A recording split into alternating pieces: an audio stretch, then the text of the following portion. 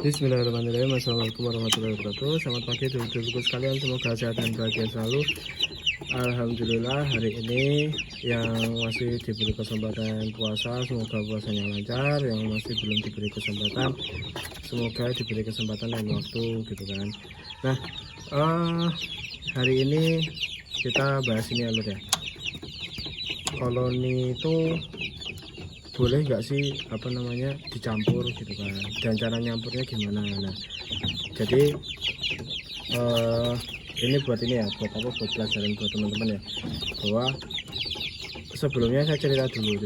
Ini kan ini satu koloni, satu indukan gitu kan, dari awal yang mungkin video saya sebelum ke Pamekasan kayaknya, yang sebelum saya 2 minggu libur itu ini masih kecil-kecil lah utuhan kayak gini gigi, sekitar 3 minggu yang lalu apa sebulan yang lalu gitu, dan sekarang udah segini alhamdulillah.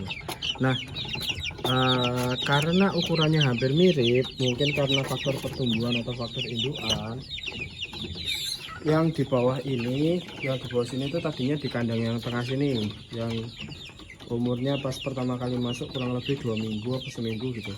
Nah, yang ini ada yang pertumbuhannya mungkin lebih lambat gitu kan. Nah, saya mikir ukurannya sama, terus tak campur. Nah, tak campur akhirnya dibully.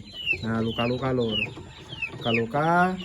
Nah, kalau lagi luka seperti ini lur, kalau lagi ada darah-darah seperti itu, luka seperti itu udah tak semprot ini ya, disinfektan, maksudnya biar enggak, maksudnya kan biar biar lukanya cepet nggak ada bakterinya gitulah, nggak ada bakteri tumbuh gitu kan. Nah, tak campur balikin ke koloninya lagi ya, koloninya tetap udah nggak mau lur, karena karena ya ada bau darah, terus akhirnya malah tambah dibully kan, tambah berdarah lagi, akhirnya tak bisa sendiri lur. Nah, ini ada tunggal yang putih, ukurannya sama lur, ukurannya segini, padahal konco-konconya itu ya segini nih. Mungkin teman-teman mau lihat ya, ukuran teman-temannya itu segini nih. Nah, ukuran teman-temannya udah lebih besar, bandingin sama wadah air minum aja wis jauh lebih besar lah. Kalau itu kan seukuran wadah air minum gitu ya lur ya. Nah, karena kejadian seperti ini ya, saya inisiatif lah. Sebenarnya saya udah tahu, karena mencampurkan mencampurkan 2 koloni jadi satu itu memang sangat berisiko lur. Berisikonya apa? Mereka pasti ya itu tadi, nyari satu-satunya yang paling kuat, pasti gitulah. Tapi ya saya nggak tahu, nggak semua ayam seperti ini sih, cuma kejadian di saya seperti ini gitu loh. Nah, sama halnya seperti yang mana yang 3 ekor. Nah, ini nih, ini kayaknya juga pertumbuhannya juga kurang bagus, kecuali yang putih ya, maksudnya yang hitam yang gondol itu sempat saya masukkan ke sini lor. Saya sini dari segi ukuran sama ya, dari segi ukuran sama, terus tak pikir ya akan bisa membaur, ternyata pas dicampur dia malah ngebully yang lain gitu kan, kejar-kejaran, terus akhirnya tak ambil lagi, tak keluarin lagi. Nah, sedangkan mereka kalau di luar bertiga ini dia cocok-cocok aja, walaupun dari segi postur tubuh kan kalah kan, yang hitam itu kan kalah kan sih, ya. Yang hitam itu kan masih hitungannya masih kecil lah, kalah dari sisi postur tubuh, tapi ya cocok-cocok aja karena dari awal udah satu koloni. Ya sama seperti yang ada di sini, yang di dalam ini juga masih ada yang kecil. Yang putih itu, yang putih di bawah itu satu koloni sama yang ini gitu kan. Itu kalau tak masukin ya masih nggak apa-apa, cuma kalau dia kelamaan di luar lebih baik jangan dimasukkan, dijadikan satu, karena dia udah koloninya bisa lupa. Ayam itu juga aneh loh. Kalau indukan, tapi ya kalau indukan dia punya anak katakanlah 10 gitu, tiba-tiba satu masuk got gitu kan, masuk got lah misal, terus tampilan warnanya, baunya beda, dia udah mengenali itu bukan ini anaknya lagi, atau katakanlah anaknya ketinggal sampai berapa hari gitu. Kalau anaknya sih masih ingat biasanya loh, masih ingat sama sama indukannya, tapi kadang indukannya wis ya kayak gitu, cepat banget lupa gitu loh. Intinya seperti itu ya lor ya. Jadi buat pelajaran buat teman-teman, bahwa ketika mencampurkan mencampurkan ayam jadi satu koloni, itu sebenarnya ada triknya. Misal baunya diseragamkan sejak dini, jadi sejak dini kan teman-teman rutin nyemprot. Kalau ada yang bilang pakai air balsam, tapi jangan kental-kental, maksudnya biar bau-bauan aja gitu kan. Air balsam rutin mungkin seminggu sekali, jadi pas nyampurkannya mereka mirip-mirip baunya gitu kan, jadi mereka masih oke lah buat nyampur. Tapi ya tetap nggak bisa jamin sih, karena itu pernah saya lakukan dan ya tetap gelut sih kalau memang beda koloni. Makanya kadang seperti ini loh, kadang dalam memelihara ayam itu yang bagus malah bukan menjadikan satu koloni tapi memecah. Jadi kandang yang bagus itu ya sebenarnya bukan yang kayak kalau ini kan bisa jadi kan dari 3 plong jadikan satu ke bawah gitu kan. Nah yang bagus itu sebenarnya misal awal-awal ini ya, misalnya ini misal isinya sampai 20-an yang kecil-kecil gini, terus sudah mulai besar segini kurang dikit gitu kan, dipisah jadi 10-10 gitu kan. Terus kalau udah dipisah ke bawahnya lagi ya, kalau 10-10 enggak sih, misal masih 20 ekor lah, 20 ekor di sini misal sesek kan, masuk ke bawahnya katakanlah kandangnya lebih kecil, misal pelongnya lebih kecil, itu dipisah jadi 10-10 gitu. Jadi yang bagus sebenarnya seperti itu. Tapi ya nggak menutup kemungkinan kalau mereka sebenarnya ayam ya gini sih lur, kalau mereka bukan tipe kayak Bangkok gitu, bukan tipe kayak ayam Bangkok, mereka itu nggak terlalu nggak terlalu agresif lah. Kalau udah lari ya lari, kalau diumbar sebenarnya aman lur. Kalau di pelong gini ini yang bahaya sebenarnya, karena yang lari wis nggak mentok lah mau lari kemana gitu, paling ke pojokan sampai luka-luka gitu kan. Tapi kalau misalnya di luar kayak gini,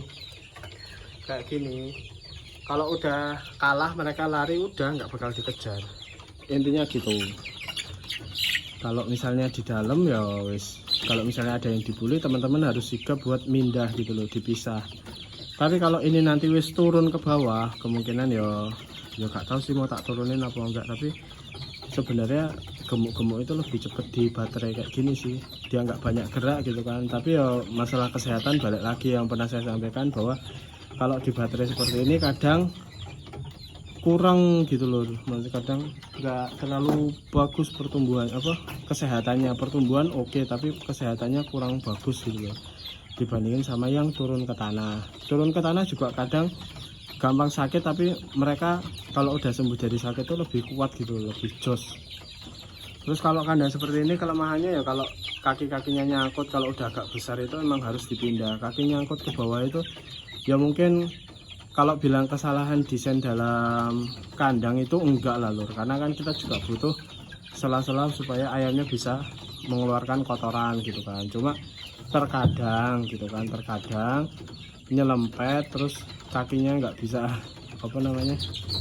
nggak bisa naik lagi. Makanya kalau kandang seperti ini teman-teman harus rajin ngecek yang bawahnya sini nih. Nah bawahnya ada kaki yang gantung nggak, terus kalau nggak dicek dari atas bisa. Misal ayamnya ada yang ada yang di situ terus apa enggak gitu loh, itu wajib dicek gitu loh. Apalagi sore-sore lah, terutama sore-sore itu wajib digedok-gedok. Kalau enggak tiap ngasih makan, selesai ngasih makan misal udah selesai digedok-gedok gitu loh.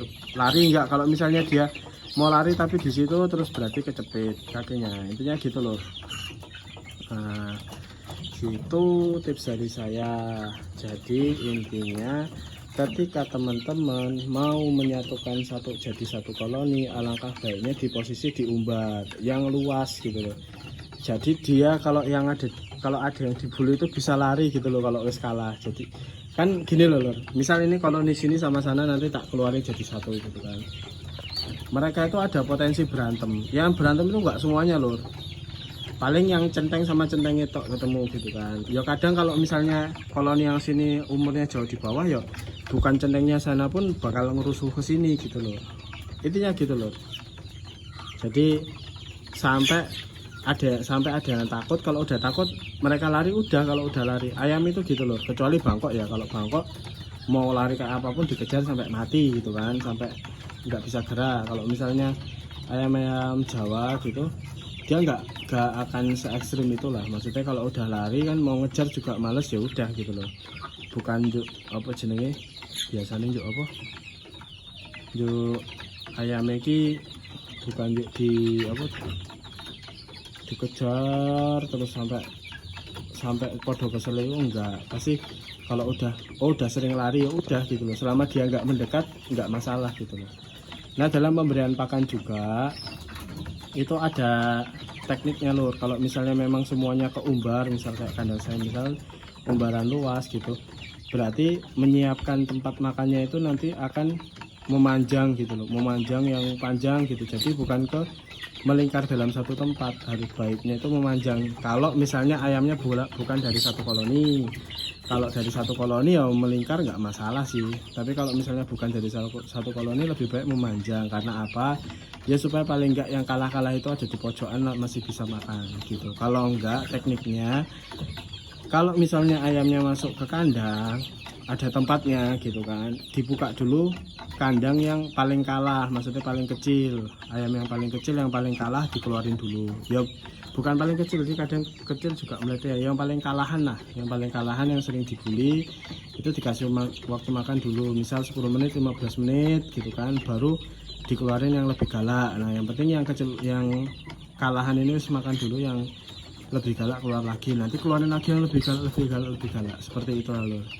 Nah kalau kasusnya seperti ini ya kita harus jagain lur, makanya lur, karena kayak PT sing iki cilik tapi meletik itu bobotnya 8,25 on itu lur, hampir sekilo dengan posisi kecil kayak gitu lur. Cilik loh ini, pendek maksudnya, tapi padat lur. Kalau dilihat kayaknya cowok, karena bentuk tubuhnya beda dari teman-temannya gitu kan. Nanti kita pelihara aja kalau yang ini kayak. Intinya gitu, ngapunten videonya terlalu panjang banget, semoga ada manfaatnya walaupun sedikit. Sekian, wassalamualaikum warahmatullahi wabarakatuh.